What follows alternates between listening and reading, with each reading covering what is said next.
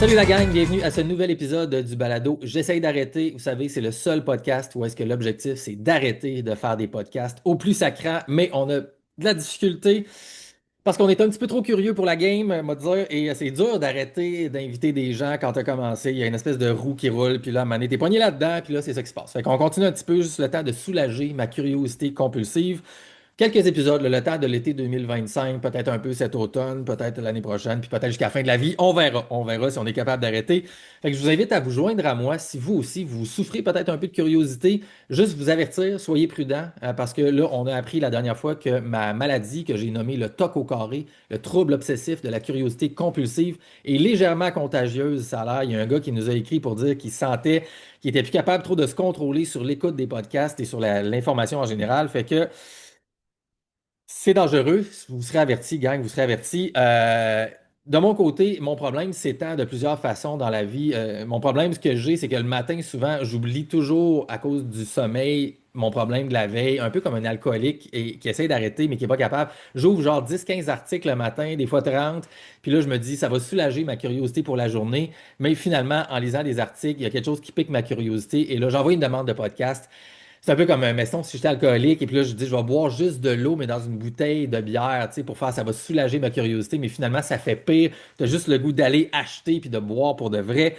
Et donc, je suis dans ce cercle vicieux-là, tout le monde présentement. Et un des problèmes, pas un des problèmes, mais un des articles que j'ai lu il y a environ 2 semaines a vraiment attiré mon œil et ça, c'était un article dans La Presse, en fait, écrit par une dénommée, attendez un petit peu comment elle s'appelait. Judith, voilà, Judith de La Presse qui s'intitulait Identité autochtone, le droit de dénoncer en tout respect par Judith Lachapelle. Voilà.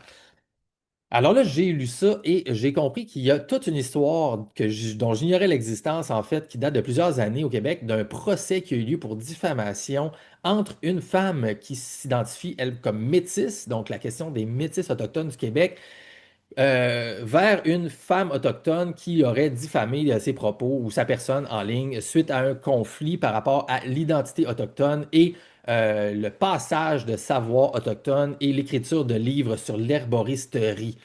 Sujet vraiment pointu, mais derrière ça, en regardant le tout, là, j'ai compris qu'il y a une question beaucoup plus large qui m'intéresse beaucoup ici parce que vous savez, si vous avez écouté entre autres l'ancien épisode avec Sébastien de Crèvecoeur sur l'histoire du fascisme, ce que je décrivais en fait, c'est que mon objectif ici, c'est plus un peu de réfléchir à l'ingénierie du futur pour avancer vers un monde meilleur, que ce soit d'avoir peut-être une réforme dans le domaine politique, mais surtout si la nation du Québec, en fait, pourrait s'organiser pour avoir une nouvelle espèce de communion, des nouvelles bases pour aller de l'avant. Tu sais. Idéalisme, oui, naïveté, bien sûr, mais à la base, c'est intéressant pour moi et c'est un peu là que j'essaie de me situer, tu sais, voir qui peut travailler des deux côtés ou de tous les côtés, finalement, du 360 degrés pour aller de l'avant vers un monde meilleur.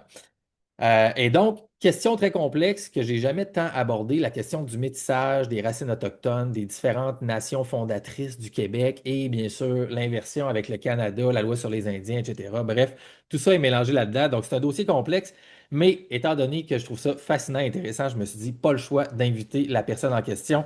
Alors, je vous la présente.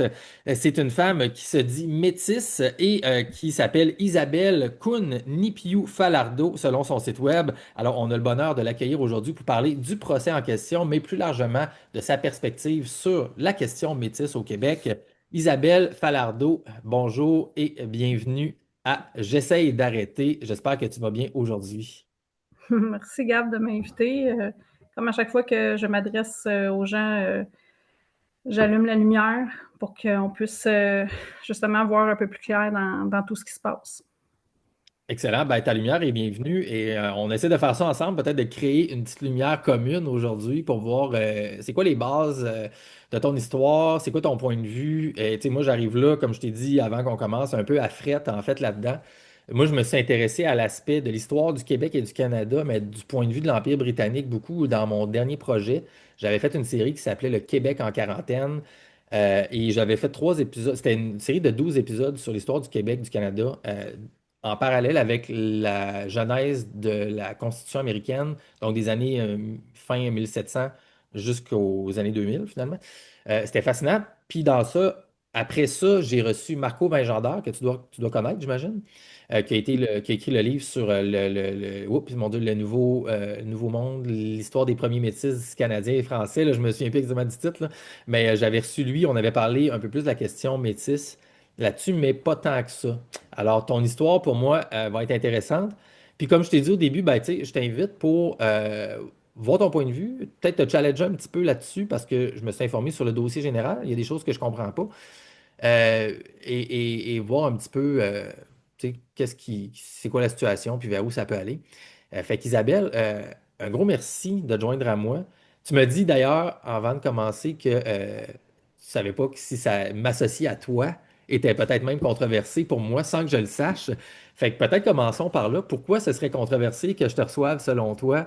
Et parle-moi un petit peu de ta position générale dans l'univers métis du Québec, là, tu sais, et qu'est-ce qui fait que là, je savais pas, mais là, je suis en danger présentement.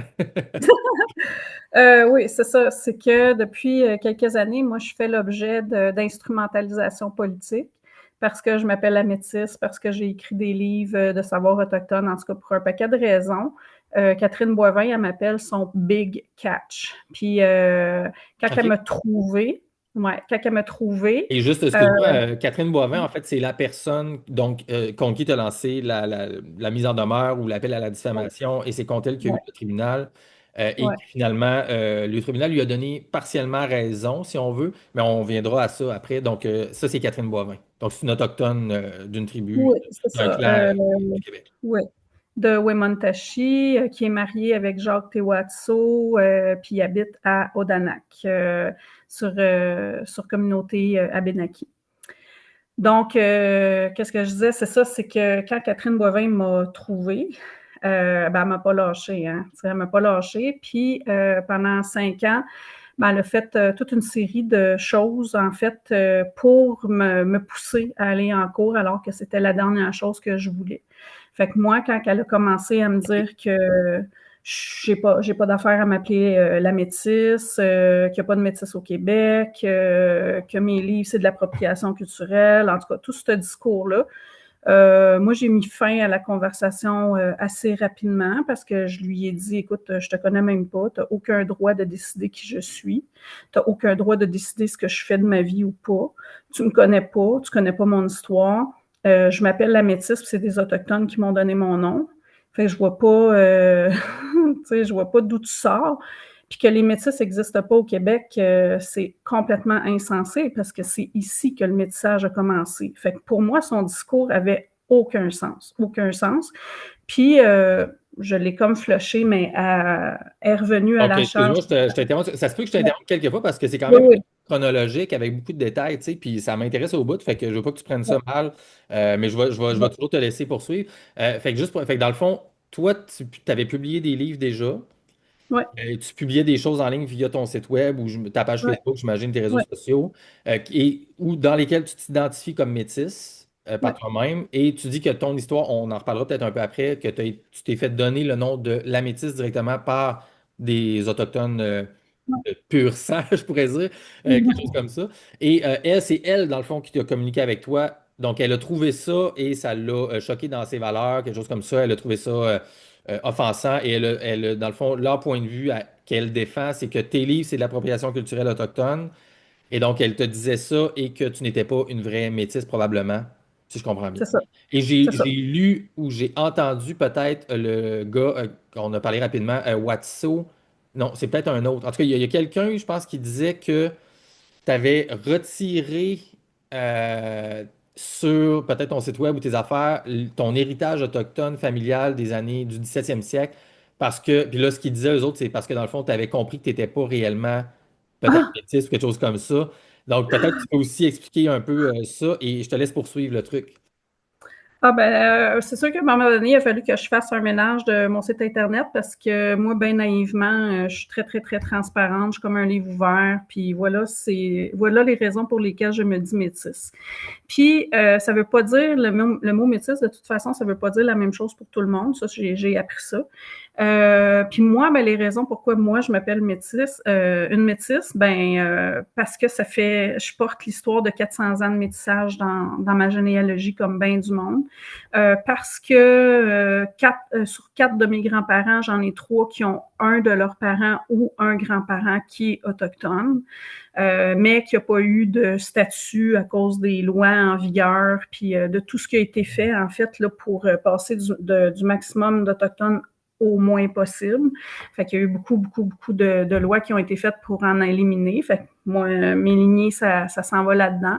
Je me dis métisse aussi parce que j'ai reçu ce nom-là en milieu autochtone. Ça fait au-dessus de presque 25 ans là, que je m'appelle comme ça puis que je suis connue de cette façon-là. Ça fait 25 ans que tu as un nom un peu de personnage artistique finalement, ou tu sais, de productrice de contenu, mais dans ce temps-là, c'était pas ça, là, mais tu sais, de carrière finalement. Là. Donc, tu t'appelais déjà Ouais, Métis comme au auteur début. et juste Ouais, c'est toi-même. ça. OK.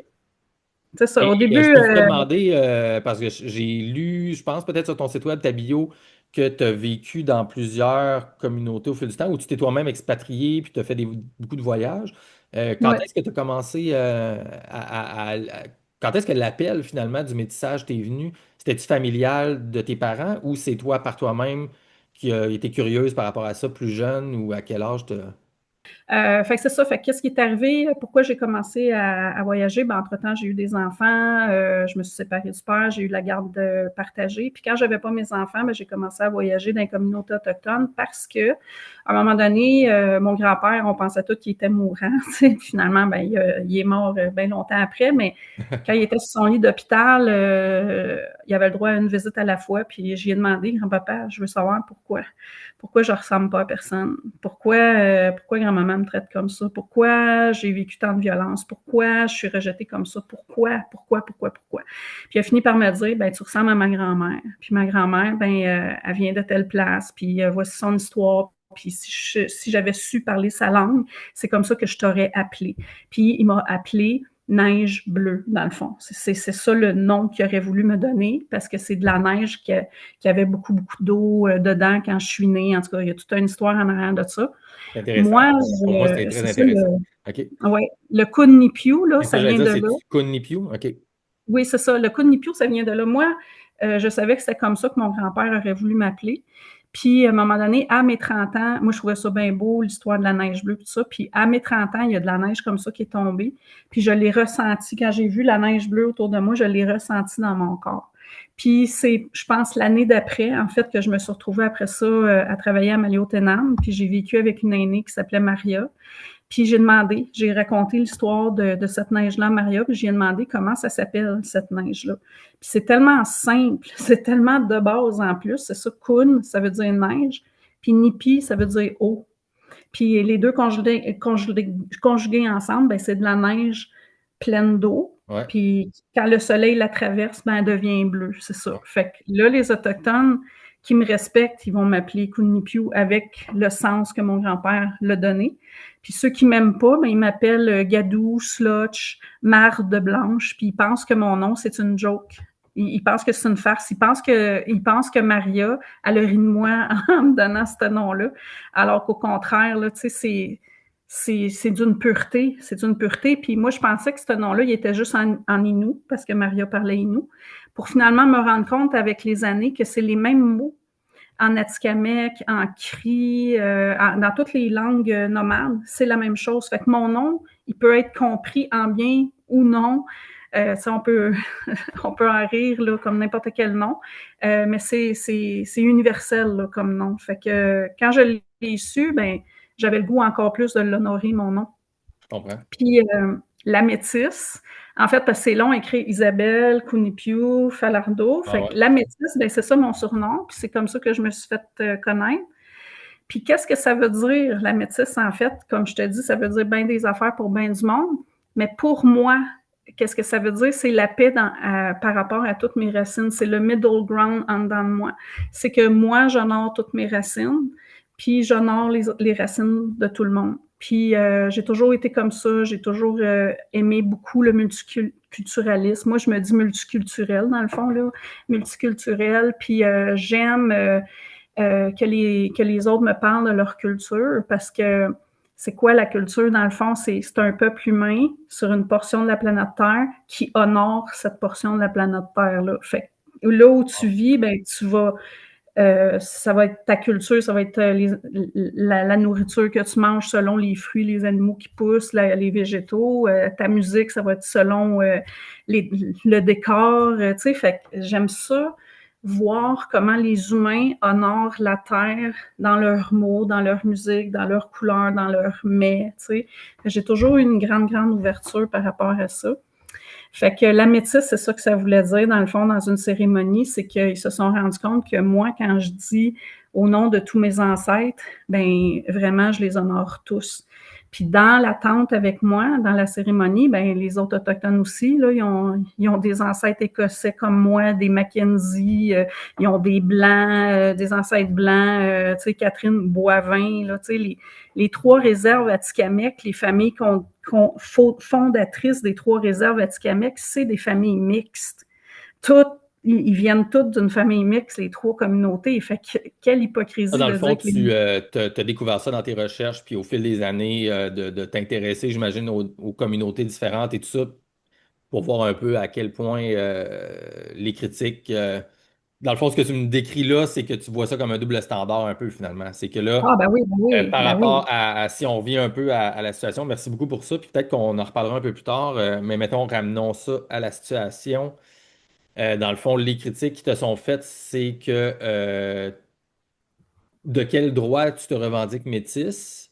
Donc là, toi, tu as la cérémonie en question lorsque tu étais en terre, tu étais en réserve en fait à ce moment-là? Ouais. En réserve où on t'a donné le surnom de la métisse. Ça, c'est juste toi qui peux le savoir. Là, tu sais, il n'y a pas de vidéo de, tu sais, de ça où Ben est-ce qu'ils non. mettent toutes les vidéos des gens qui ont reçu un surnom. Là, tu sais, on n'est pas rendu là. Là, ils ont pas, Ouais, on n'a pas ça. Mais ça, c'est ça. Tu as ton ouais, récit, tu as ton histoire familiale, ta généalogie que tu as checké un petit peu aussi à ce niveau-là. Fait que là, dans beaucoup. le fond, elle, ses critiques, c'était que, bon, ben, c'est pas officiel, donc tu peux pas nécessairement t'en revendiquer. Et donc, ça, c'est de un.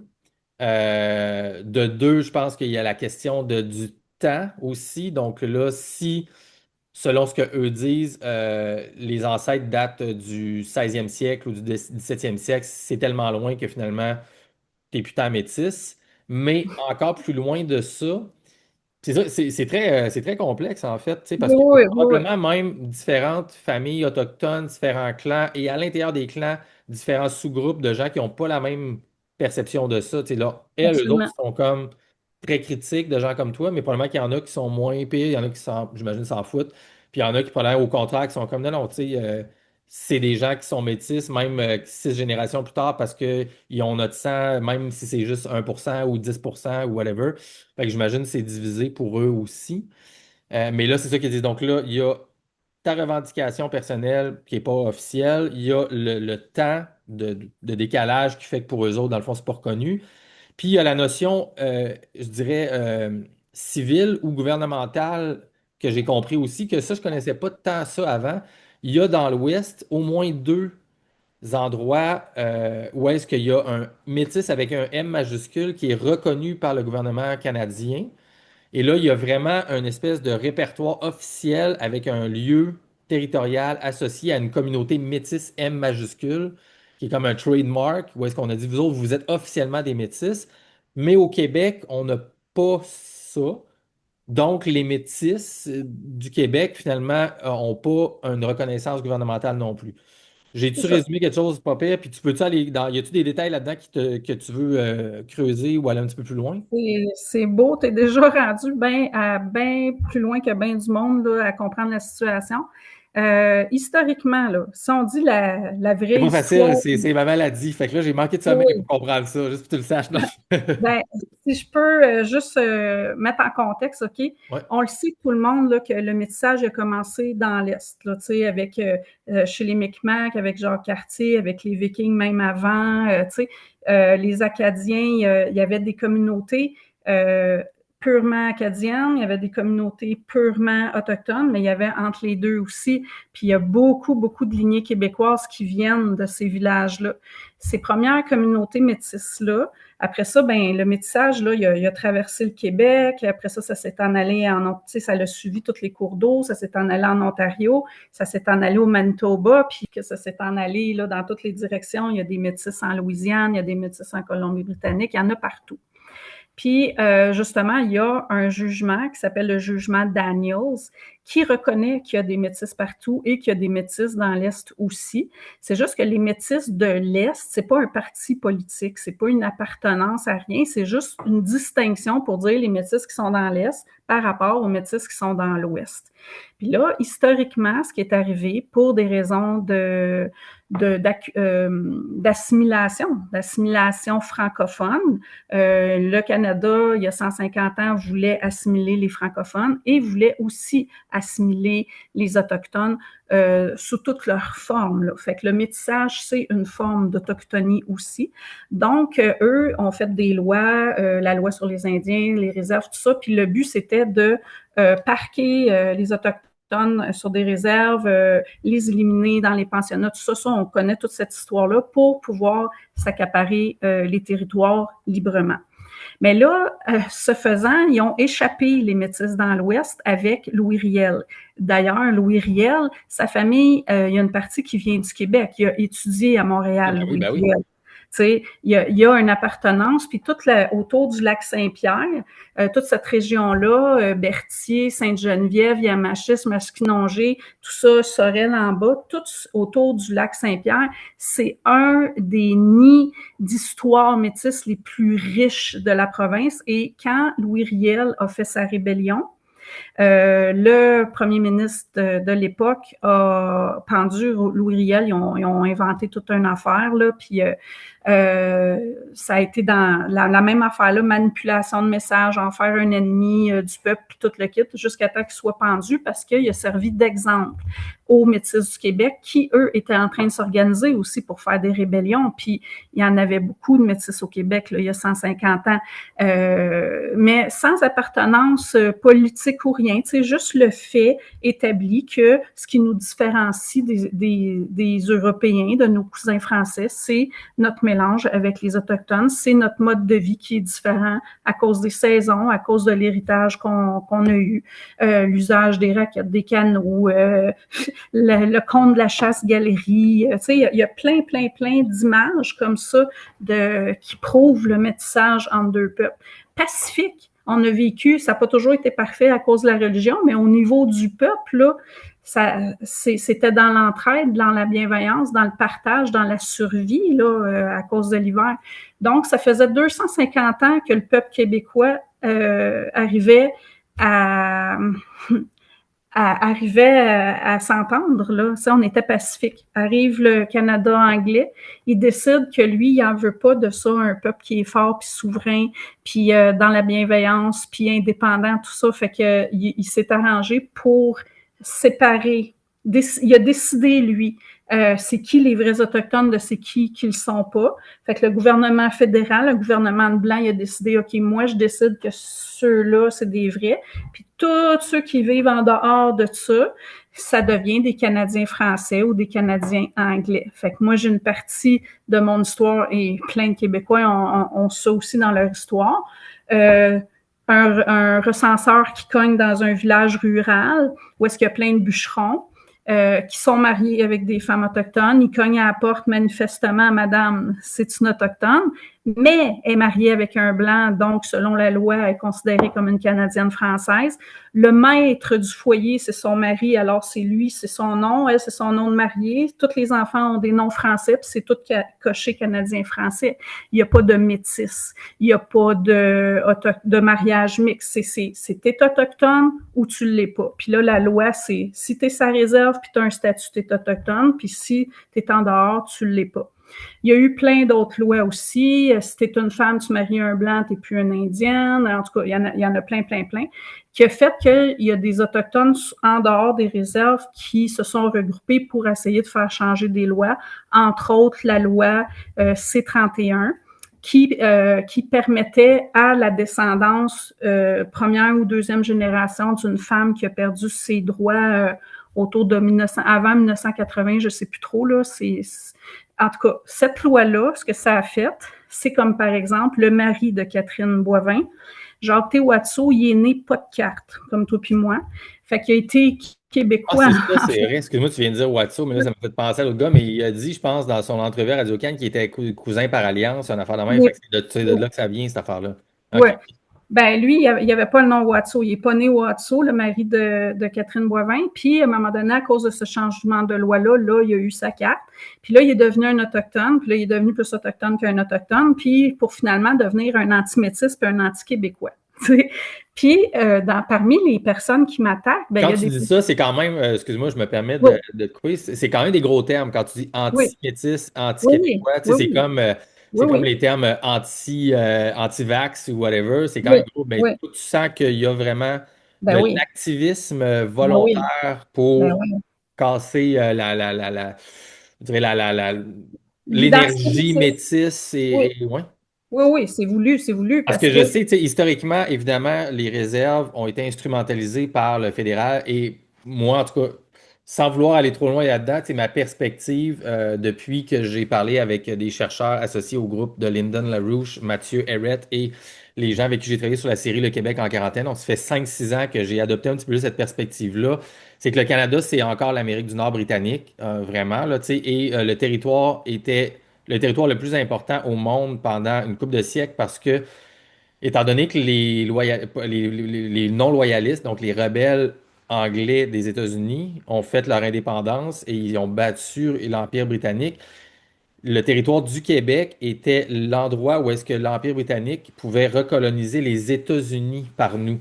Donc, je ne sais pas si toi, c'est quelque chose que tu avais recherché ou quelque chose comme ça, mais dans le fond, ils ont été obligés d'utiliser le territoire du Québec comme pied d'entrée en Amérique du Nord. Puis c'est à partir de Montréal qu'il y a plein de preuves historiques de ça. Il y a des auteurs qui ont écrit des livres là-dessus. C'est à partir de Montréal et après ça, un peu plus dans l'Ouest aussi, que, entre autres, l'attentat d'Abraham Lincoln a été planifié. Et c'est à partir de Montréal que Boots a été expatrié pour aller faire la chose là-bas, etc.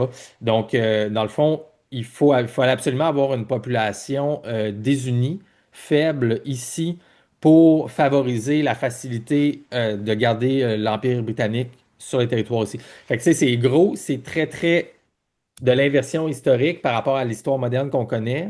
Mais d'après ce que je comprends, ça semble être ça que l'histoire dit.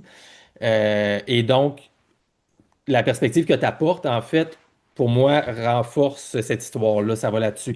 Et pourquoi j'amène ça, c'est que, évidemment, je savais déjà que, donc, justement, dans cette perspective-là, il y a des chefs de réserve, des administrations locales, probablement j'imagine, des clans de ça qui ont été, veut pas, il y a de la corruption qui a été faite par le gouvernement pour, justement, leur donner beaucoup de choses et de pouvoir localement et créer de la division et de la friction avec la communauté environnante plus large du Québec, des Canadiens français et probablement des Métis aussi, là.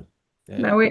Ça fait du sens avec toi ce que je Oh, dis, mettons oui, oui, ça. absolument, Ça fait- ouais. absolument. Moi, mon cas, là, c'est juste une parenthèse de corruption parmi tant d'autres, OK? Mais tout se rejoint. Moi aussi, je suis arrivée là parce que pendant les 5 Là, dernières excuse-moi, années, je m'excuse encore, mais je veux, s'il y a des auditeurs qui écoutent, des gens, peut-être ça va attirer la gang de cette gang-là, là, tu sais, whatever, oui, les oui, Boisseaux, les absolument. Catherine, tout ça, peut-être, vu que tu m'as dit que ton nom était un peu Oui, incendiaire, tu sais. Ben moi, je veux quand même dire que là, moi, je comprends ça, je découvre cette histoire-là, mais mon but, c'est d'aller de l'avant, puis c'est de voir, OK, y a-tu un nouveau chapitre à ouvrir, là? Tu sais, c'est-tu assez, j'espère. on a-tu Ben oui. assez été dans cette problématique-là, cette division-là? Y a-tu de l'ouverture de l'autre côté à ça? J'adresse mes propos Non, non, à eux, non. là, tu sais. Il y a pas d'ouverture de l'autre côté à ça parce qu'il y a des Ah, raisons ils politiques. parleront pour eux, là, je me permets Oui, de oui, c'est dire. ça. Mais moi, dans Mais, le fond, mon message à ces gens-là, c'est de faire, ben moi, je suis pas fermé à rien. Moi, dans le fond, tu sais, je veux voir qui est ouvert à travailler puis à essayer de faire la lumière sur tout ça, finalement. Fait que, excuse-moi, je te laisse poursuivre. il y a des raisons politiques à la non-reconnaissance des Métis dans l'Est. Puis ça, c'est compliqué aussi. J'essaie de simplifier ça au maximum. Mais je reviens à Louis Riel, il y a 150 ans, qu'ils ont fait les rébellions. Le gouvernement a échappé les Métis dans l'Ouest, puis je peux vous dire qu'il a fait beaucoup, beaucoup de choses pour les éliminer, entre autres tuer tous les bisons qui étaient la base de leur économie. OK? Après ça, ben ils leur ont donné un grand territoire stérile. Allez là-bas, puis faites pousser des patates dans un champ de roche. Là, fait qu'il a appauvri pour pouvoir éliminer les Métis dans l'Ouest. Mais là, ils ont réussi à avoir le Manitoba, à avoir des territoires, tout ça. Puis là, le temps passe. Puis là, les Métis au Québec, eux, ont pas eu de reconnaissance, ont pas fait de rébellion et se sont fait effacer dans les livres d'histoire. La seule fois que tu vois Métis, c'est pour parler des Métis dans l'Ouest et de la pendaison de Louis Riel. On n'oublie jamais de dire que Louis Riel a été pendu. On rappelle ça tout le temps. On a enlevé le métissage dans les histoires des villages. En tout cas, il y a eu beaucoup, beaucoup de choses. Il y a eu des registres de brûlés. Il y a eu, quand ils ont microfiché des papiers d'église, de baptême, tout ça, ben tous ceux où est-ce qu'il y avait le mot métis ou ils les ont pas microfichés. Il y a eu un effacement volontaire de l'identité métisse au Québec depuis 150 ans. Ce qui fait que d'une génération à l'autre, il y a beaucoup de choses de repères identitaires qui se sont perdus. La grand-mère qu'on sait que, juste savoir, on voit bien ses photos qu'elle vient du monde autochtone, mais on ne sait pas de où parce qu'elle n'a jamais parlé. Des secrets de famille, des adoptions, des croisements, des viols, toutes sortes d'affaires. Tu sais, il y a tellement de choses que l'Église a cachées. Puis moi, j'ai fait de la généalogie pendant une couple d'années, puis j'ai découvert ça à mesure avec des généalogistes seniors, justement, à Québec. Puis j'en revenais juste pas, tu sais, tout ce qui a été fait pour que nous, on arrête de se voir comme des métis, qu'on arrête de voir nos racines autochtones, qu'on se sente complètement éloignés, séparés des Autochtones. Puis, fait qu'eux autres, qui sont métissés aussi, parce qu'on vient de la même histoire, on s'est mélangés, on vivait où on voulait, on mariait qui on voulait, on restait où on voulait, on voyageait où on voulait. Toutes les rivières qui portent des noms autochtones, nos ancêtres ont fait du canot dessus pour aller faire de la traite, pour aller faire des fourrures. Tu sais, on est en lien avec le territoire. On a des liens avec les Autochtones historiques, culturels, économiques. Poser une petite question par rapport à ce que tu viens de dire. Oui. Parce que tu dis, tu es beaucoup dans l'aspect libéralisation de l'appropriation du territoire, dans le sens que beaucoup de voyagements, de mélange de communautés, tout ça, mais il y avait quand même, là, c'est une question sérieuse, il y avait quand même des communautés claires avec des territoires donnés. Oui, oui. Ces communautés-là, ça, c'est notre territoire. Telle rivière, c'est notre, c'est notre frontière, entre guillemets. C'est des frontières, mais physiques, géographiques. Là. Fait que quand tu dis on se promenait, c'était pas, on n'était pas, c'était pas des populations nomades non plus. Là. Il y avait des territoires et tout ça, mais dans ça, il y avait du voyagement. On se comprend. Oui, oui, c'est ça. Ben, on était libre. La définition même de métis au Québec, c'est être libre. C'est un free man, être libre. Oui, mais tu sais, les communautés se tiennent dans une région. Oui. Tu veux dire des communautés, il y a eu ben oui, même encore aujourd'hui, il y a des places où les communautés, il y a beaucoup, beaucoup de familles métisses ensemble. C'est juste qu'elles sont pas reconnues. Puis ils sont pas reconnus pourquoi? Ben, parce qu'ils sont francophones, parce qu'ils sont au Québec, parce que le fédéral veut pas. Puis pourquoi le fédéral veut pas? Parce que dans l'idée de l'histoire, c'est que les métis dans l'Ouest, eux autres, ils se sont fait reconnaître autochtones, puis ils ont reçu un territoire. Fait que là, quand il y a eu... Excuse-moi, juste pour être sûr, tu as bien compris ma question, puis je vais être sûr, pour moi, c'est quelque chose d'important, puis peut-être que c'est pas important pour personne, mais dans ma tête, je veux comme clarifier comment tu vois ça. Mettons au Québec, mettons, je sais pas, tu sais, en fait, puis là, tu vas voir mon manque de culture. J'essaie d'y arriver, là. Si tu peux arrêter de me couper, là, ça va aller vite. Parce qu'il y a un lien entre les métis de l'Ouest puis qu'est-ce qui arrive aujourd'hui. Puis ça date de 150 ans. On a aujourd'hui les conséquences de quelque chose de politique. On a 150 ans d'effacement, là, ce qui est en train de popper. qu'est-ce qui arrive là? C'est que si les Métis au Québec sont reconnus comme des Autochtones, pareil comme ceux dans l'Ouest, puis qui réclament des territoires, bien, ça veut dire qu'ils pourraient, basic, là, réclamer tout le Québec au complet parce qu'il y a des Métis partout. Il y a du métissage partout.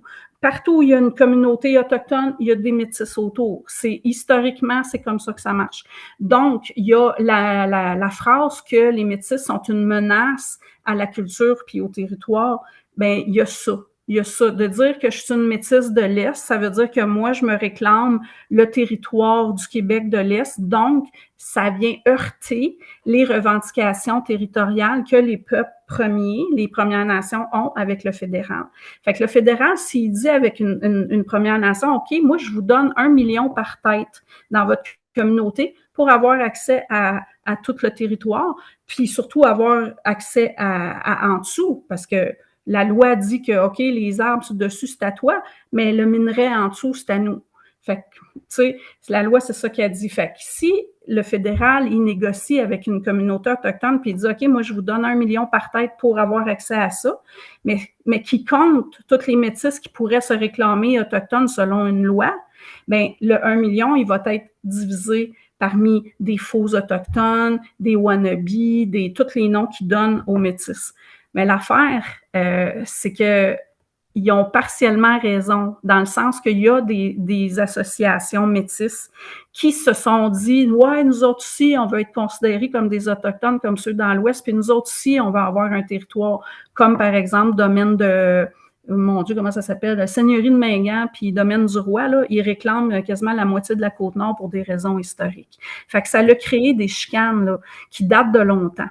Puis, mettons, la génération avant moi, là, moi, je les appelle la génération des Jean-Luc Mongrain, là, tu sais. Fait que c'est tous des chefs de communautés métisses ou des chefs de communautés autochtones qui, des gros combats de coq, puis là, ça crie, ça gueule, les yeux, tu sais, tout grand ouverts, puis sont tout le temps en crise, puis moi, je suis pas capable. J'ai essayé de travailler avec eux autres pour comprendre qu'est-ce qui se passe, puis j'étais plus capable d'entendre crier comme ça. Si je me faisais insulter du côté autochtone comme ça, puis j'entendais des cris de « Ouais, mais tu leur diras ça », puis tout, tu sais, j'étais pognée là, dans beaucoup de violence, puis j'ai voulu me détacher de ça.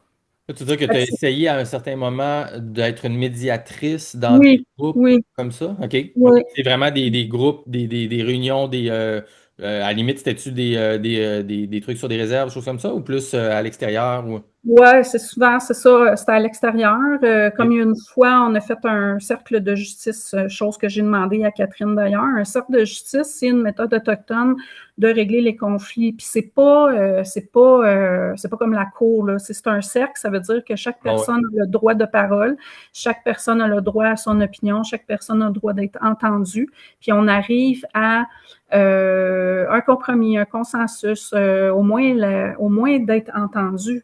Mais là, avec Catherine, là, il n'y avait rien à faire. Là. Tout ce que je disais, puis c'est encore le cas, tout ce Ah, que tu as je fait des dis, cercles de justice avec Catherine Boivin? non, je lui ai OK. demandé OK. d'en faire, mais elle a refusé. J'ai Ah, OK. demandé de la rencontrer, d'y parler, qu'on se voit, qu'on parle avec des aînés, qu'on aille dans un cercle de justice, que je me rende dans sa communauté.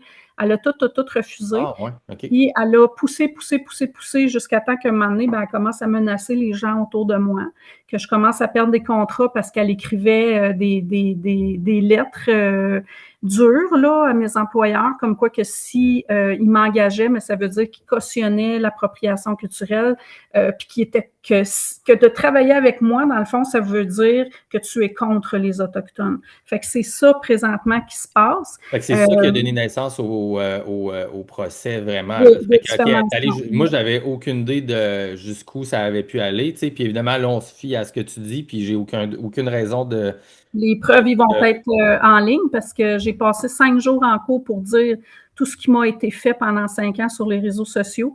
Puis juste, Ah, fait que tu tu sais, avais déposé au ouais, tribunal ouais, j'imagine des des preuves, imprimés, tout est des là. courriels, tout ça. Puis ça va être disponible au public? Oui, moi, je vais mettre ça disponible au public parce que qu'est-ce qui OK. est arrivé, c'est que C'est j'ai bon, fait ça. ma preuve en masse, là, puis j'aurais dû gagner pour diffamation, ben gros, mais ils se sont servis de mon procès, dans le fond, pour tourner ça vers un jugement contre l'appropriation culturelle et l'usurpation d'identité. Puis ils sont allés mettre, tu sais, c'est pas la juge là, qui a écrit ce jugement-là. pourquoi tu dis que c'est partiellement qui donne raison, c'est parce que, dans le fond, si la juge, elle avait pas rajouté des phrases qui indiquent que, Ouais, ouais, ouais. effectivement, il y a eu préjudice, effectivement, il y a eu diffamation, euh, c'est parce que, dans le fond, le processus, c'est qu'ils veulent que ça aille en appel. Fait que moi, depuis le procès, puis depuis le jugement, ben, il y a plusieurs avocats qui m'ont appelé parce qu'ils se disent, ben, ça n'a pas de bon sens, ça ne correspond en rien à la cause du procès, ça correspond en rien à ce qui s'est passé dans le procès. Il n'y a aucune de tes preuves qui sont là. Il y a des avocats qui ont été payés par le fédéral pour m'écouter toute la semaine, puis qui m'ont appelé à la fin de la semaine pour me féliciter parce que mon dossier était impeccable. Les avocats de la partie adverse étaient tellement pourris, là, ça n'a pas de bon sens. Ça n'a pas de bon sens. Puis j'ai tout défait leur jurisprudence au complet. Puis en tout dernier recours, ils m'en ont mis deux autres par-dessus, des gros cartables. Ah ouais, ben Madame la juge, on rajoute ces deux-là. Fait que quand tu vas voir le jugement, ben les deux jurisprudences qui sont là puis qui n'ont aucun rapport, là, il y en a une, c'est l'Église de Scientologie de Toronto. Là, ça n'a aucun rapport avec ma cause. Mais ils ont twisté ça, tu sais, puis ils sont allés chercher des phrases, tu sais, pour que ça fitte avec leur jugement qui était déjà tout rédigé d'avance. Puis c'est vraiment le narratif antimétis, là, ce jugement-là. Puis dans le fond, ce jugement-là, ce que ça leur donne, c'est un license to kill. Tu sais, ils ont le droit d'attaquer toute personne comme moi qui se dit métisse sans aucune conséquence. Fait que le jugement, il finit en m'accusant d'appropriation culturelle, d'usurpation d'identité, en disant que je suis pas métisse, que ça n'existe pas les métisses au Québec, en sortant un jugement qui a même pas rapport puis qui ont déformé pour faire croire aux gens qu'il n'y a pas de métisse au Québec. Il me laisse avec mon 60 000 $ d'avocat d'un dent, arrange-toi avec ça. Elle a fait une campagne de sociofinancement, puis l'argent que moi j'aurais dû gagner dans mon procès, c'est elle qui l'a eu en sociofinancement. Fait que tu sais, il y a beaucoup Qu'est-ce que tu veux dire par là, l'affaire de sociofinancement, excuse-moi?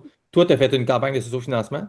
Ouais, elle Donc, il aussi. y a des gens qui ont. OK, les deux, vous avez fait Ouais, ça. Fait c'est qu'elle, elle a ça. eu des dons, toi, tu as eu des dons. Mais Ouais, là, mais sauf que ils t'ont moi, ça l'a enlevé tes dons. arrêté. Non, moi, ça l'a arrêté mes dons parce que si les gens me donnaient de l'argent pour m'aider, ça voulait dire qu'ils étaient contre les Autochtones. Donner de l'argent à la métisse, travailler avec Ah, elle, OK. acheter ses livres. OK, tu veux dire que les gens ont ressenti une pression sociale Oui, c'est pour ça. ne pas t'encourager. Oui, de ne pas C'est bon. m'encourager parce qu'ils ne voulaient pas avoir les Autochtones à dos, puis ils ne comprenaient pas toute l'histoire non Ouais, ouais. plus. Puis bon. Non, Fait ben que moi, d'ailleurs, c'est une grosse histoire, là. Tu sais, là, oui, tu viens d'ajouter oui, plein d'éléments que je connaissais pas. oui, oui, Tu sais, puis là, ouais, je suis comme, OK, mon Dieu. Tu sais, puis tu sais, évidemment, on s'en doute parce que chaque procès comme ça est profond, puis il y a plein d'affaires qu'on peut pas, même en une semaine, là, tu sais, oui, je peux pas, c'est oui. impossible de tout savoir, là, mais c'est beaucoup. Mais tu vois, par rapport au jugement, laisse-moi, moi, évidemment, j'ai pas été lire le jugement, là, mais laisse-moi lire un extrait de l'article, de la citation du jugement qui a été faite dans un des articles de Radio-Canada, je pense. C'était parce que toi, tu as fait la poursuite pour 90 000 Ouais, en dommages et intérêts ouais, pour diffamation, dans le fond. ouais. Et ce qu'on dit, j'ouvre les guillemets, là, donc je vais citer pour les auditeurs. Isabelle Falardeau, c'est toi, se présente comme une métisse qui diffuse des connaissances qu'elle a obtenues grâce à des rencontres avec plusieurs Autochtones. Elle a notamment publié plusieurs livres sur les plantes du Québec. La juge Sophie Picard a rejeté sa demande dans une décision rendue mercredi, donc la décision du tribunal.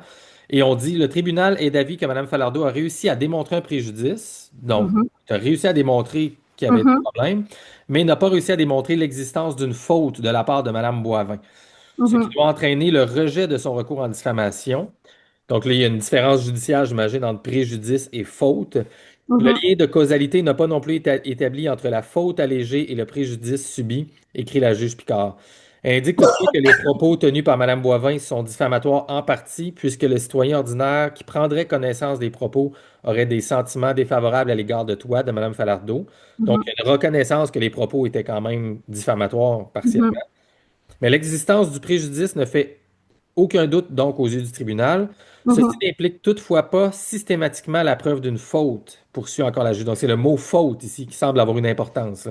La juge rappelle aussi que le débat de l'audience n'était pas de statuer sur l'identité autochtone d'Isabelle Falardeau, donc ça ne parlait pas de ça, mais ça a l'air que vous avez parlé de ça beaucoup pendant le procès.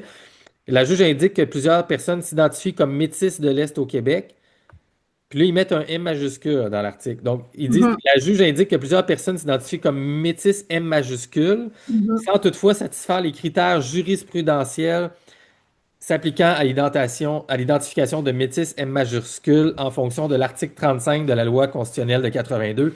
C'est l'histoire dont tu nous as toutes parlé tantôt. Et là, donc, ça veut dire qu'il y a des gens qui s'identifient comme métis, mais selon moi, les gens qui s'identifient comme métis s'identifient pas nécessairement comme métis M majuscule, ils veulent juste exister en tant que métis normalement. Est-ce que, question par rapport à juste ce point-là, est-ce que, selon toi, les communautés métisses que tu as connues de l'Est, là, du Québec et tout ça, seraient satisfaites si on faisait juste les laisser tranquilles puis accepter leur métissage historique ou vraiment le mouvement que tu représentes peut-être veut vraiment une reconnaissance officielle avec le M majuscule, là, genre métis de l'Est, genre? Moi, je représente pas aucun mouvement. Ouais, OK? c'est ça. Moi, la politique, là, j'en avais rien à cirer. J'honorais mon nom. J'ai fait du bien autour de moi. Face à la vie, là, j'ai rien à me reprocher. J'avais aucune mauvaise intention, moi. Fait que c'est ça. Fait que c'est eux qui ont fait de moi un symbole politique. Puis j'ai pas eu le choix de m'en aller dans la politique parce que ben, c'est sûr, je me posais des questions avant Catherine Boivin, là, tu sais, qu'est-ce qui se passe, pourquoi il y a des chicanes, c'est quoi ça, les associations métisses. Tu sais, j'ai fait mon bout de chemin, j'ai écrit une couple d'articles là-dessus aussi, de réflexion, tout ça. Puis d'ailleurs, ben c'est ça, dans le jugement, la façon dont c'est écrit aussi, puis pourquoi je dis que c'est le narratif antimétiste, c'est que depuis le début, ils réinventent toute ma vie, tu sais, puis ils me font porter le blâme à moi. Puis dans le jugement, tout ce que Catherine a fait est complètement banalisé. Puis qu'est-ce que moi j'aurais pu dire ou faire qui est tellement offensant, ben ça a été largement exagéré. Tu sais, je te donne un exemple. Il y a 25 ans de ça, j'ai pogné une chicane avec deux autochtones racistes, bon, puis tout ça qui voulaient blanchir mon travail. Là. Tu sais, t'enlèves ton nom autochtone, t'enlèves le mot autochtone du titre de ton livre. Tu sais, ils n'étaient pas d'accord avec mon travail, puis je les ai envoyés promener. Parce que les Premières Nations, ils ont aucune compétence ou ils ont aucun droit de décider de l'identité de quelqu'un d'autre à part les membres de leur nation à eux. Fait que c'est pas à eux, à elles, de me dire quoi faire, quoi dire, quoi apprendre, qu'est-ce que j'ai le droit d'enseigner, tout ça. Moi, je suis une femme libre, puis je l'ai toujours été. Puis j'ai toujours honoré mes professeurs, j'ai fait ça comme faut. Tout est écrit dans mes livres, mais ils l'ont pas lu. Ils les ont pas lus, tu sais. Fait que tout est là. Fait que je m'en allais avec ça. C'est ça, c'est que dans le jugement, bon, je pogne une chicane il y a 25 ans, ben au lieu de dire, tu sais, c'est ça, il y a préjudice, mais il n'y a pas de faute de Catherine. Ben, je compare cette chicane-là, il y a 25 ans, à une chicane sur la cour d'école, là, puis il y a deux Autochtones là, qui m'ont rentré dans le mur, là, puis qui m'ont averti, hey, on n'est pas contente de ce que tu fais, tu vas arrêter ça, on n'est pas d'accord avec ça. Ben, c'est pas mon problème. Moi, je continue mon chemin, c'est ça ma vocation, c'est ça mon don, c'est ça mon talent, c'est ça ma passion, puis c'est ça que je vais continuer de faire. 25. Fait que là, dans le jugement, c'est marqué que ça fait depuis 25 ans qu'on m'avertit de ne pas faire ça. Mais ces OK. personnes-là ils ont pas été sous mon dos pendant 25 ans, là, ça s'est réglé, mais ils ont une crotte sur le cœur contre moi. Le temps, il passe, ces personnes-là deviennent les mentors de Catherine, puis là, c'est Catherine qui reprend le relais. OK, il y a Catherine, un là, vrai lien de oui, personne à personne entre oui, ton histoire de v'là 25 ans puis c'est ça. l'histoire actuelle. Oh mon Dieu. Aïe, aïe, OK. L'histoire Fait qu'il y actuelle, a oui, il y a oui, des liens, il y a des ramifications oui, personnelles oui. vraiment. Oh my God, en Ah plus. oui, il y a une OK. hiérarchie, Wow. là, tout Il y a ça, un tu sais. autre niveau personnel pour Oui, toi, là. OK, OK. oui, oui. Fait que là, ben, ces personnes-là, ils prennent revanche dans le jugement, puis ils ont entraîné Catherine à la haine envers moi. Puis Catherine, elle me pète les dents. Mais c'est pas de sa faute. Elle n'a pas de faute. Parce que le préjudice, c'est pas elle qui l'a fait, c'est les deux qui m'ont rentré dans le mur avant, puis j'ai pas voulu comprendre. Fait que si elle me pète les dents aujourd'hui, c'est parce que c'est moi qui n'ai pas voulu comprendre. C'est un peu cette logique-là qu'il y a en arrière de ça. Il y a diffamation, absolument. Il y a un chef Abenaki, ça c'est vrai. Il a fait un seul post sur sa page Facebook pour insulter une fausse autochtone, OK? Fait que le même langage, c'est une Wallaby, une une photoctone, une Ouais, c'est ça, malade j'allais dire, mentale. ils ont termé le mot photochtone, Ouais, c'est ça. qui est quand même cute, là. J'avoue que c'est clair. Ouais, ça, c'est le français pour pretendians. Tu sais, ils ont tout un Ah, ouais. vocabulaire là, pour nous décrire. Ouais, c'est comme le penchant woke, là, tu sais, l'insulte woke ou Oui, oui, l'insulte les fachos, là, tu sais, c'est ça, tout exactement. le monde a son mot pour insulter à l'autre bord, là, tu sais. Ouais. C'est ça. Fait qu'il y en a beaucoup, beaucoup pour des personnes comme moi, des insultes. Fait que lui, il a fait ça une fois. La femme a porté plainte, elle a gagné 28 000 $. Moi, j'ai eu ça là, de façon quotidienne pendant 1 an et demi de temps, puis à répétition pendant 5 ans. Puis j'ai passé 5 jours en cours à dire, regardez, là, c'est pas humain. J'ai plus de job, j'ai perdu mes amis, j'ai perdu ci, j'ai perdu ça, j'ai perdu ça, j'ai perdu ça, beaucoup d'argent, puis tout le kit. Puis même si les gens qui ont écouté ça, là, ils ont trouvé ça extrêmement violent et traumatisant, là. Puis à la fin, qu'est-ce que j'ai? C'est un jugement qui dit que c'est moi qui n'existe pas, que j'ai pas d'affaire à me dire métisse, puis qui ont raison, dans le fond, de me traiter comme ça. Puis qu'est-ce que le jugement dit? C'est que n'importe qui se dit métisse comme elle, ben voici ce qui vous attend. Fait que là, en milieu autochtone, il y en a beaucoup là, qui veulent avoir la même gloire que Catherine a eue grâce à moi, dans le fond. Fait qu'ils essayent d'avoir eux autres aussi un big catch, puis ils commencent à attaquer d'autres têtes, d'autres personnes qui font des choses à l'autochtone, des Ouais. tambours, des raquettes, des cérémonies, n'importe quoi, là, ils rentrent dans le tas parce qu'il n'y a aucune conséquence. Il n'y a aucune conséquence. C'est Ben, très, c'est très drôle violent. parce que tout ça, excuse-moi, Oui, excuse-moi. ben c'est ça, c'est très, très violent. Puis là, ce qu'on voit, là, dans le fond, c'est dans les articles, c'est ça, ils servent de moi pour diminuer, dans le fond, tout ce que je dis de l'identité métisse, dire que c'est pas vrai, qu'il n'y en a pas, tous ceux qui se prétendent métis, c'est des menteurs, des usurpateurs, des voleurs, de ci, de ça, de ça, tu sais, on a tous les défauts. Puis ça incite à la haine. Fait que moi, je reçois, là, tu sais, imagine, je passe 5 jours en cours, je suis poussée jusqu'à la cour, je suis endettée là, de 60 000 $ pour des frais d'avocat, je décris tout ce que j'ai vécu, puis c'est absolument inhumain. Puis, une fois le jugement fait, elle recommence les mêmes affaires, les mêmes posts, les mêmes vidéos qu'elle a faites, les mêmes débats, le même niaisage à faire des débats avec des mots, des phrases que j'ai dit. Encore, elle fait encore. Fait que quel genre de personne fait ça? Quand tu dis, hey, ta liberté d'expression, là, elle donne le goût de mourir aux gens. Pense-y donc. Puis qu'il n'y a pas de réflexion là-dessus, il y a un jugement qui dit, hey, moi, j'ai tous les pouvoirs, puis je recommence, puis maintenant, c'est pas sur les réseaux sociaux, c'est dans les médias de façon nationale. Fait que cet acharnement-là, moi, quand j'ai vu ça, là, il y a quelque chose en dedans de moi qui s'est brisé, là, vraiment, parce que, bon, ils se sont divisés entre antimétis puis ceux qui parlent pas, ceux qui disent qui se cachent, ceux qui renient leur côté blanc pour pas avoir de misère, pour protéger leur famille, ceux qui veulent pas s'associer à moi, ceux qui se sont ils sont disparus. Fait que même en milieu autochtone, ce milieu-là fait beaucoup, beaucoup, beaucoup de dommages parce que tous les Autochtones sont métissés. Puis la loi, la façon dont elle est faite, éventuellement, la loi du gouvernement blanc a fini par blanchir la descendance au lieu de juste la laisser métisser et de se réclamer son métissage. Fait que moi, j'ai fait une vidéo là-dessus de 12 minutes pour ceux qui veulent l'écouter. Là, je dis en gros qu'est-ce qui se passe. Le jugement dans Paulé, là, OK, qui dit qu'il n'y a pas de métis au Québec parce qu'on ne correspond pas à ces 3 affaires-là du jugement Paulé. Ben, le jugement Paulé, première des choses, c'est un jugement au criminel, c'est même pas au civil. Ensuite, ça a le rapport avec des critères pour les métis dans l'Ouest. Ça n'a pas rapport avec nous autres. C'est un peu comme si on disait, ben les vrais Autochtones, là, c'est ceux dans l'Ouest parce qu'eux autres, ils ont des traités territoriaux de signer avec le gouvernement. Puis les Autochtones au Québec, Oh, ouais. ben c'est pas des vrais Autochtones parce qu'eux autres, ils n'en ont pas de traité. Mais Puis au c'est niveau pour ça. métis, mettons, là, ouais, c'est ça. Ouais. Fait que c'est pour ça que là, il y a des revendications territoriales, puis tout ça, pour asseoir le lien là, avec le fédéral, puis aller chercher l'argent des redevances. C'est de l'argent qui est en arrière de tout ce débat-là, déguisé en cause sur l'appropriation culturelle, puis les faux Indiens, puis tout ça. Moi, j'ai jamais entendu ça avant Catherine Boivin. Depuis mon enfance que je suis en milieu autochtone, puis c'est toxique, c'est tough, le milieu autochtone. Il y a du bon, il y a du moins bon, comme partout ailleurs. Mais moi, j'ai grandi dans le partage, dans la bienveillance, dans les échanges, dans la guérison, les encouragements, tu sais. Qu'est-ce que je fais de mal à enseigner à tout le monde à se soigner par eux-mêmes, d'avoir l'autonomie par la santé?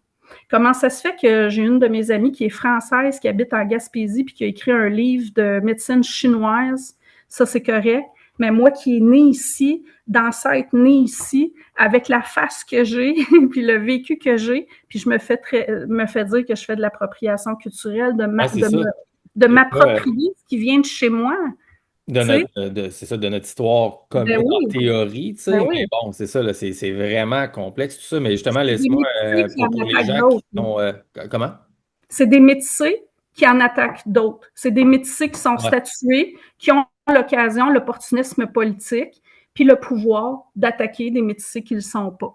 C'est C'est ça. bon, j'imagine que, tu sais, de leur point de vue, il y a une façon de déterminer, là, tu sais, peut-être plus, bon, tu sais, à partir de temps, on les considère plus autochtones, tu sais, puis ils doivent avoir une historique familiale, des choses comme ça, qui pour eux font, on n'est pas métissés, mais eux autres le sont, tu sais, si on se met dans, j'imagine, là, tu sais, Et avec mais je comprends ce que tu veux dire, là, tu l'acceptation, sais, leur identité se base sur des lois du fédéral. C'est des métissés statués par un gouvernement de blancs qui utilisent le système puis les lois de blancs pour attaquer d'autres mondes autour d'eux autres. ben, c'est C'est ça. Moi, complètement fou, là. c'est ça qui me revient moins, là, tu sais. Puis moi, Ben, de mon point de vue à moi, je suis comme, OK, t'as peu, là. Parce que là, ce que tu as décrit aussi, c'est que l'autre gang, dans le fond, tu as décrit ce que tu appelles les anti-métis, ouais, tu as décrit les silencieux. Fait que ce que tu ouais, dis, dans le fond, c'est que ceux qui sont, mettons, appelons-les pro-métis pour le soin de la conversation, ils parlent pas, dans le fond, puis ils restent silencieux parce qu'ils vivent un peu dans la crainte des dominations, des c'est ça. réserves, de ceux qui ont l'argent, finalement, du gouvernement et tout ça. Ouais, Fait que, tu ouais, sais, c'est hyper touché, ouais, en fait, le même. ouais. Tu sais, je réfléchis à ça pendant que tu parles, puis je suis comme, Criff, man, tu sais, comment qu'on s'en sort, tu sais, c'est comment qu'on peut faire pour aller de l'avant, tu sais. Il faudrait vraiment qu'il y ait une façon de tisser des ponts avec ces gens-là qui vivent dans le silence, mais tout l'instrument gouvernemental est contre ça. Et la programmation, tu sais, psychologique et les traumas intergénérationnels qui font que même les Québécois, tu sais, métissés de loin, potentiellement, même comme moi, à la limite, tu sais, moi, j'ai deux branches officielles que je sais qu'on a, mais tu sais, ça remonte à très loin. C'est très québécois. C'est C'est québécois, pour tu ça que sais, je dis mais là. j'ai tout le temps gravité dans l'environnement. Tu sais, moi, j'étais à Métabetchouan, tu sais, dans ce coin-là, j'allais là, mais tu sais, puis là-bas, il y avait un mélange, tu sais, de gens qui étaient beaucoup plus proches des Autochtones, puis il y avait nous autres, mais tu sais, on se rejoignait pour des fêtes dans le temps de Noël ou des affaires comme ça, puis tu sais, c'était ça, c'était juste ça, tu sais, il n'y avait pas la question métisse dans notre tête. On faisait juste vivre de même, tu sais. C'est ça, Puis exactement. tu sais, ils ont des amis de famille qui sont dans la réserve. J'oublie tout le temps le nom de la réserve du nord du lac, là, du Saguenay, là, mais en tout cas, du monde là, tu sais. Puis il y a les oncles qui sont membres de la nation officielle, puis il y a la gang un peu plus à côté qui sont métis, mais tu sais, c'est pas reconnu rien, c'est C'est ça, juste ça, tu sais. Fait que c'est là, ça. c'est ça. Fait que tu sais, à quel point qu'il y a une possibilité de dialogue, Ben là, c'est il y en toi a qui me pas. fait me poser la question parce que toi, tu dis que ça t'a vraiment brisé à plusieurs niveaux Ben là-dessus. oui, Tu ben as oui. essayé pendant même, je dirais, une couple de décennies à la limite, ou en tout cas plusieurs années, et que tu sens que tu n'as pas, même par rapport à ce que tu appelles les silencieux, tu sens qu'il n'y a pas de. C'est trop Ben, les difficile pour eux autres pour. silencieux, c'est parce que c'est ça, ils se sentent en danger. Présentement, là, moi, je mets, parce que le fédéral, tu sais, il y a plein de statistiques hein, sur tout ce qui se passe en milieu autochtone. C'est ça, je mets au défi le fédéral de sortir une statistique et c'est la suivante, parce que tout est le nombre de naissances, le nombre de morts, tout ça. Moi, je veux savoir en milieu autochtone le nombre de suicides qui sont dus à une double identité. Ou est-ce que sur les réserves maintenant, le métissage, c'est calculé? Fait que les enfants qui ont un parent non statué puis un parent qui l'est, ils se font écœurer. Il y a des réserves qui sortent du monde de la réserve, tu sais, qui séparent des familles, qui font du ménage, qui calculent la pureté du sang, alors que toutes les Autochtones sont métissés, toute la gang. Fait que c'est hypocrite de faire ça, de dire que les métis, ça n'existe pas, mais en même temps, d'attaquer selon le degré de métissage des autres familles, de te proclamer une famille plus pure autochtone parce que toi, c'est ton arrière-grand-mère qui était blanche, alors que toi, c'est ta grand-mère qui est blanche. Tu sais, des niaiseries comme ça. Fait que Moi, j'espère. je serais quand même nuancé là-dessus parce que je peux comprendre d'une certaine façon l'idée qu'il y a quand même une séparation. Tu sais, il y a quand même une séparation qui peut être objective.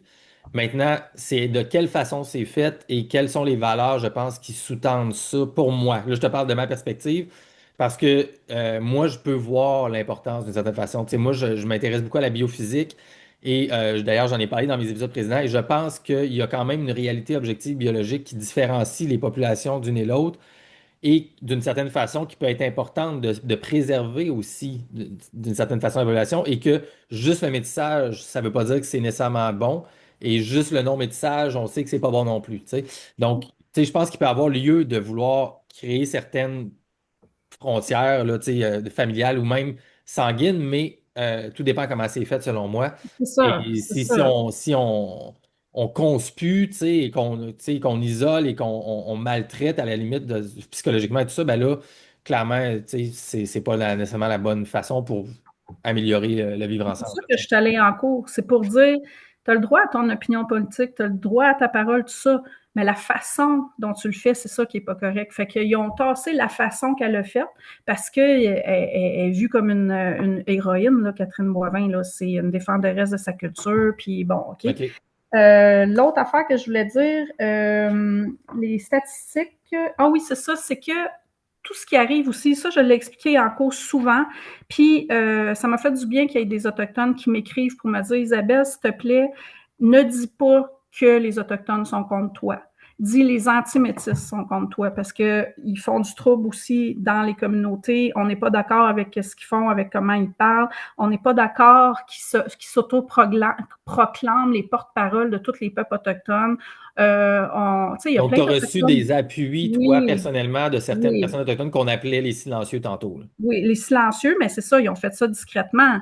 Ouais, Tu sais, ouais, ils n'ont OK. pas demandé à parler, ils n'ont pas demandé à témoigner, ils m'ont juste écrit sur Messenger, puis ne dis pas mon nom, puis tu sais, bon, OK. Oui, puis s'il y a des silencieux qui écoutent, là, c'était pas un terme pour Oui, catégoriser, c'est juste pour le bien de la conversation, oui, c'est pour pour comprendre la différence différencier. entre C'est les ça. clans. Ceux qui sont obligés de se taire, dans le fond, on va dire Ouais, ça, ceux ouais, qui sont exact. obligés de se taire.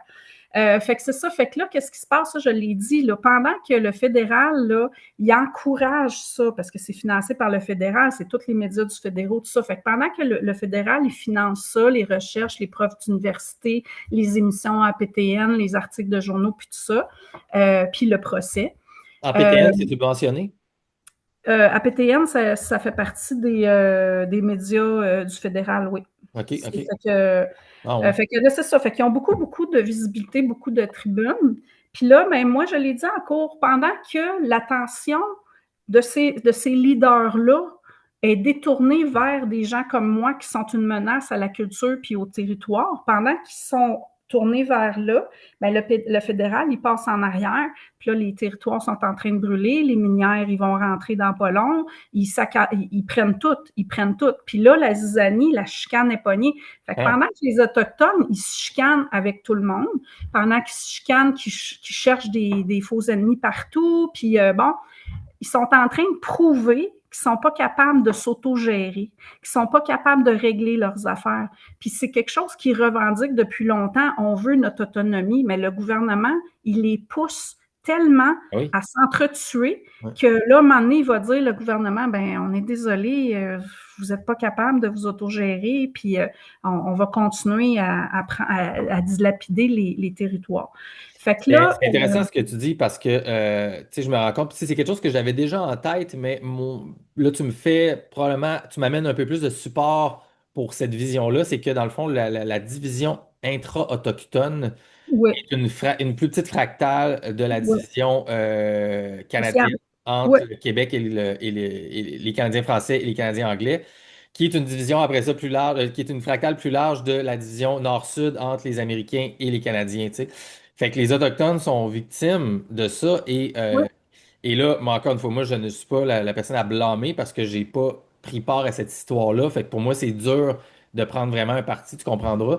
Ouais, Mais les gens qui se laissent mousser dans cette énergie activiste-là, c'est au même titre que l'énergie wokiste activiste ouais, ouais, intersectionnelle, LGBTQ+, et tout ça, qui se ouais, font ouais, mousser par les médias, ouais, se rendent pas compte, dans le fond, que ça détruit tout leur père et dans ouais, le cas d'Autochtones, ça détruit leur territoire par en arrière. Exactement comme tu as dit.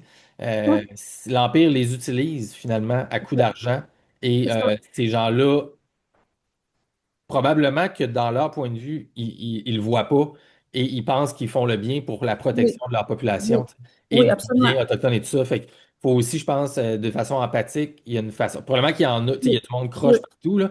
Il y en oui, a probablement qui savent qu'ils sont corrompus puis qui ont un trip oui, de pouvoir puis que oui, leur but, c'est de contrôler leur réserve ou leur clan ou whatever. Il y en a, c'est oui, sûr, tu sais. oui, oui. Il y a des caves québécois, canadiens, français qui m'énervent puis que je déteste aussi, tu sais. Puis il y a des, tu sais, whatever. C'est Mais il y en a partout. partout, là, tu sais. C'est Mais partout. Où est-ce qu'il y a de l'argent, où est-ce qu'il y a de l'argent, il y a de la corruption, ça c'est clair. Fait que, mais c'est ça. Fait que moi, je vais conclure avec ça, tu sais, que c'est un procès que j'aurais dû gagner 300 fois. Puis que là, c'est clair qu'il y a un agenda politique en arrière de ça. C'est clair qu'il y a plein, plein, plein d'incohérences. Je t'en ai pas parlé, là, mais tu sais, juste une, là, tu sais, de prôner la liberté d'expression, mais en même temps, de forcer pour canceller quelqu'un. Tu sais, il y en a plein d'affaires comme ça. ah ben c'est ça, c'est le double standard de ce que Ben de oui, cette espèce de gauche radicale-là, qui finalement, c'est l'aspect autoritariste, en fait. oui, On se rend compte de plus en plus, c'est que c'est putain gauche-droite, on n'est plus là-dedans vraiment, on est dans ceux qui ont un besoin d'autorité, de contrôler, et ceux qui sont pour le vivre ensemble, pour l'ouverture et pour la liberté d'expression. Tu sais. D'ailleurs, même moi, je t'en ai même pas parlé, mais tu sais, ton procès, je connaissais pas nécessairement les causes et tout ça, tu vois, parce que moi, je suis un maximaliste de la liberté d'expression.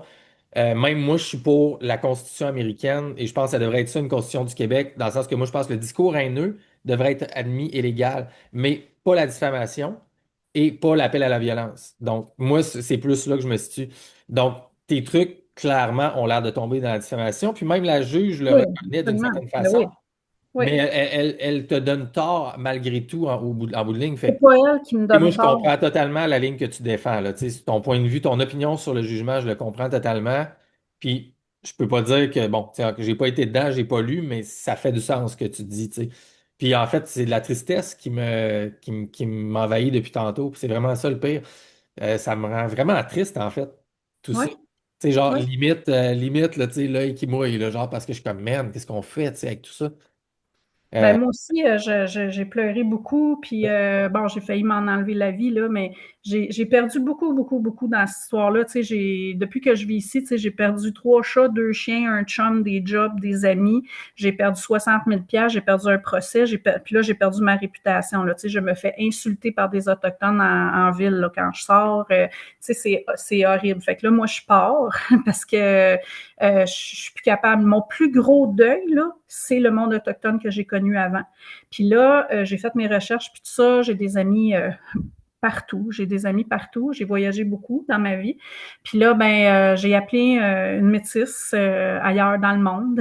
J'ai dit, bon, ben, tu peux-tu m'accueillir chez toi? Parce que là où elle vit, tout le monde est métisse. Puis il n'y a pas de politique. Puis c'est une île qui est pacifique. C'est un peu comme Hawaï, tu sais, dans le sens que les gens qui habitent sur l'île ont l'obligation de protéger les lieux comme les peuples premiers. Fait que si tu viens rester avec nous autres, tu fais comme nous. Tu honores les arbres comme nous. Les gens sont encouragés, au contraire, à adopter la culture des peuples, des gardiens du territoire. Fait que tous les autres, on devient des alliés, puis c'est de notre devoir de les soutenir.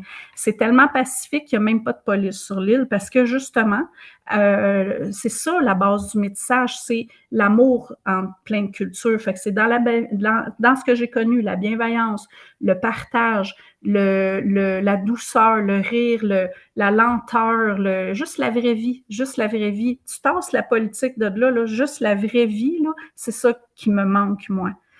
Puis là, ben, je m'en vais me recharger les Tu t'es batteries dans une trouvé, tu t'es trouvé communauté une comme ça. place, dans le fond, Ouais, pour ouais, je suis invitée, je suis invitée, je suis accueillie. Tu sais, entre une place où on me méprise, on m'écrase, on me fait porter toutes les torts, on me fait dire plein d'affaires dans les médias, là, ça n'a pas de bon sens.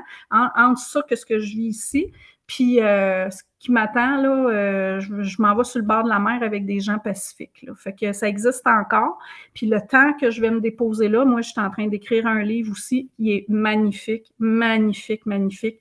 Sur, c'est pas nécessairement sur mon procès, tout ça, mais justement sur tout ce qui se passe depuis 150 ans sur l'identité métisse, puis d'où ça vient. Puis c'est pas un livre d'histoire plate là, qui dit « Ah, le Canada a été fait en telle année, puis tel nanana. » Là. C'est la vraie vie. C'est la vraie vie que je raconte, la vie du Québec, le développement des villages ruraux, les conséquences d'une telle loi sur notre quotidien à nous autres, sur notre identité métisse, sur notre histoire, comment les généalogies sont interprétées de façon coloniale. Fait que je mets tout ça là. Puis ça, c'est mes 5 ans d'études pour comprendre tout ce qui se passe. Tu sais, je passe de 25 ans à m'appeler la métisse à une génération qui m'interdit de m'appeler comme ça. Puis je comprenais pas. Puis je reçois tellement de violence que ça n'a pas de sens, ça n'a aucun bon sens. Puis ce que j'ai dit en cours, je le revis encore plus fort dans les médias de façon nationale. Fait que ça n'a aucun sens. Moi, je reconstruis ma vie, je m'en vais justement là, vivre les valeurs autochtones que j'aime, tu sais, puis c'est pas ça. C'est pas ça. C'est pas être haineux, c'est pas garder tout pour soi, c'est pas contrôler, c'est pas carter le monde à l'entrée d'un power, c'est pas salir quelqu'un, c'est pas l'empêcher de parler, c'est pas de rire de tout ce qu'il dit, c'est pas ça. Puis cette attitude-là, c'est ça que j'ai dénoncé en cours. Puis le jugement, ben c'est ça que ça leur permet de faire finalement. Fait que c'est pas la juge. C'est pas la juge qui a fait ça. Ouais, j'aime C'est... ça parce que de la façon que tu en parles de ce havre de paix métis, ça apparaît dans ton visage que tu as l'air d'avoir trouvé une bonne place. Fait qu'au moins, Ah il y a oui, ce on n'est pas comme ça, dénouement-là hein? ce dénouement-là qui sera positif pour toi, tu sais. Oui, Fait oui. qu'écoute, je pense que c'est une belle place quand même pour terminer tranquillement, mais je te fais une petite section toc au carré. 2 questions hyper rapides. OK. Ouais. Très rapide. Puis la première, je veux revenir à tantôt, tu sais, quand je t'ai coupé la parole, puis tu as dit, t'as peu, arrête de me couper parce que je m'en vais là. Mais j'avais une question, mais c'était une question différente, en fait. Puis je veux juste la reposer. OK. Mais c'est très simple, en fait. Dans le fond, je me posais vraiment cette question-là. Selon ta connaissance, mettons qu'au Québec, là, il y a différentes communautés. Mettons, dans le temps, c'était Huron, mais mettons Wendat, Kri, Abénaki, mettons exemple. Mais ces populations-là, il y avait quand même, il y avait un territoire qui était fixe. Oui, oui, ben, un très grand territoire sur lequel ils se déplaçaient. Fait que chaque nation autochtone connaît Exact. son territoire, C'est mais ça. les OK. Métis, ils connaissent le Québec au complet. Donc, quand tu parlais de voyagement, tu parlais des métis, beaucoup qui se promenaient beaucoup Oui, plus, oui, mais oui. les clans ou les communautés autochtones Les avaient autres leur aussi, ils grand voyageaient. territoire. Oui, oui, Ils ils voyagent, voyageaient mais ils ont aussi. quand même leur territoire sur Oui, lesquels ça appartient à eux, ça appartient à nous. Tu sais. oui, Parfait, oui. c'est ça. C'est ça que je pensais, mais Il là, n'y a j'étais pas, sûr il y a pas de tantôt. territoire métis. Il n'y a pas de territoire Non, non, métis, ça, à ça va. part de dire qu'on aime le Québec au complet. Tu sais, il y a des Ah, moi, métis. c'était vraiment les Oui, territoires autochtones et non pas oui, le métis que je oui. me posais comme question. Mais Parfait. tout le monde Je voulais voyageait. être sûr Tout le monde voyageait. Oui, on se comprend. Excellent. oui, oui. Ça, puis deuxième question, très rapidement, on ne l'a pas abordé tant que ça, mais la question de l'appropriation culturelle, puis c'est parce qu'il y a une ligne qui m'a marqué, puis je ne sais plus si c'est dans une entrevue ou dans le truc. Il y a une personne qui a dit, ou c'est peut-être même toi qui l'a dit, que par rapport à tes livres, en fait, d'herboristerie, on n'a pas parlé en fait du sujet en tant que tel, mais donc toi, de ta perspective, puis mettons, moi, je serais probablement d'accord avec toi. Si tu veux écrire un livre sur un sujet, tu as le droit d'écrire un livre sur un sujet, tu sais. Mais est-ce que c'est vrai que tu t'as dit ou quelque chose comme ça que quelqu'un t'avait donné la permission, tu sais, d'écrire sur là-dessus ou c'est pas vrai, puis tu sais, ou on te l'a pas donné, mais tu l'as fait contre, on t'avait prévenu de ne pas faire ça. En fait, c'est ça que j'ai lu, je pense. On t'avait prévenu de ne pas faire ça par ceux chez qui tu es resté, mais tu l'as fait pareil, quelque chose comme ça. Ouais. La personne qui m'a, ben, il y en a plusieurs en fait qui m'ont donné le OK de partager ce que je sais. Puis moi, c'est par écrit que ça passe. La première personne, c'est William Commanda. Mais William Commanda, il est décédé, fait qu'il peut pas en témoigner. Puis William Commanda, il était reconnu comme un pro-métis. Donc, le fait que je me réclame d'avoir reçu des enseignements de cet homme-là, ben là, ils détruisent William Commanda parce qu'il était un pro-métis. Fait que là, ils vont dire que c'est un sénile qui a volé un wampum aux Atikamekw, alors que les Atikamekw, le wampum, ça fait même pas partie de leur tradition. Là. Ils vont dire, ils vont salir son nom à un point où Commanda, maintenant, il y a une femme, Claudette Commanda, qui s'est prétendue être sa fille. On m'accuse, moi, d'usurpation d'identité, mais il y a une anti-métisse, Claudette Commanda, qui s'est prétendue sa fille, puis qui est devenue, oh mon Dieu, tellement vipère, là, puis d'attaquer plein de monde, tu sais. Fait que cette haine-là, c'est comme un cancer. Moi, c'est ça que je dis. C'est un cancer qui est en train de gruger le monde intérieur, le monde autochtone par l'intérieur. Puis, tu sais, ce qu'ils font sur moi, là, je vais finir là-dessus, ce qu'ils font sur moi, c'est la même chose que le fédéral a fait sur eux. Tu sais, puis qu'ils font encore sur eux, on va pas les tuer directement, mais on va tellement leur rendre ça difficile qu'ils vont avoir le goût de se tuer eux-mêmes. Puis c'est ça qu'ils font. Fait que voilà, c'est pas autochtone pour moi. Puis moi, je vais pas changer mon nom, puis je vais pas arrêter ce que je fais dans la vie. Là. J'ai des milliers d'arbres de plantés, j'ai soigné plein de monde, j'ai aidé des centaines de familles, j'ai refait j'ai remis de la vie dans des forêts coupées à blanc. Face à la vie, là, moi, j'ai fait ma job. J'ai fait ma job. Fait que je suis fière, je suis droite, je suis digne. Puis, c'est ça, vous irez voir mon vidéo sur ma page www.lamétis.ca, identité. Puis, j'ai un petit vidéo court, puis j'explique c'est quoi le jugement Daniels. Puis le jugement Daniels, ben, c'est ça qu'il essaye de défaire dans le fond, parce que le jugement Daniels, il dit qu'il y a des métis partout, y compris au Québec, puis y compris dans l'Est du pays. Donc, c'est ça, c'est politique. C'est politique, puis moi, j'en paye les frais. C'est ça. Ben, je pense que tu vas avoir l'occasion de, idéalement, faire le ménage un peu de ça dans ta nouvelle place, ta nouvelle résidence et de porter ton nom Kun Nipiu le plus fermement possible, cher Neige Bleue, excuse-moi, c'est bien ça? Très cool. Ben écoute, Neige Bleue, merci de t'être joint à moi aujourd'hui à J'essaye d'arrêter. Merci. Vraiment en terminant, donc tu viens de le dire, mais répète encore une fois, je pourrais être sûr, le nom de ton site web. Tu as une page Facebook sur laquelle tu publies aussi? Je publie plus sur Facebook. Je trouve ça hyper violent. Je suis plus capable. Et par ton site web?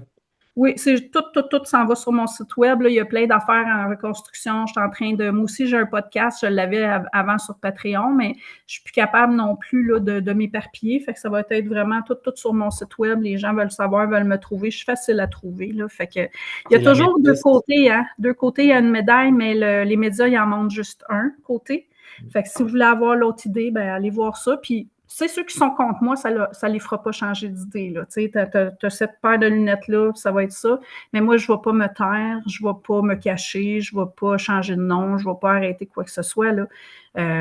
J'ai mérité ce que je sais, j'ai travaillé fort pour l'avoir, puis je vais continuer de le partager parce que c'est humain. Parce que c'est humain. C'est tout. Nice. Voilà. Sur le lamétis.ca, hein? C'est bien ça? Lamétis.ca, oui. Parfait. Ben, Isabelle, un gros merci. Pour vous autres, la gang, honnêtement, un gros sujet.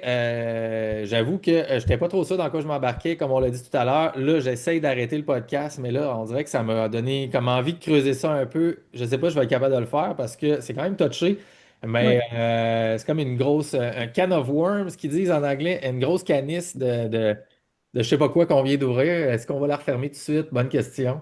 À suivre. Mais en tout cas, entre-temps, je vais continuer à essayer de me calmer et essayer d'arrêter. Puis au plaisir de ne pas vous voir dans un prochain épisode, tout le monde. Ciao. Bye. Salut. Salut Isabelle.